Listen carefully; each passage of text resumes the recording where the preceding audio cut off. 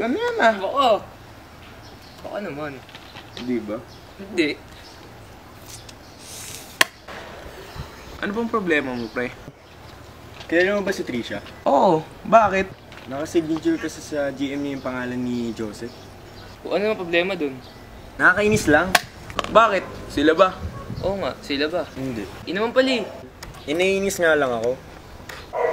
Bakit? Kayo ba? Mahal mo siya, mahal ka rin ba? Tinatyaga mo ba? Labas mo na ang iyong problema. Bakit? Kayo ba?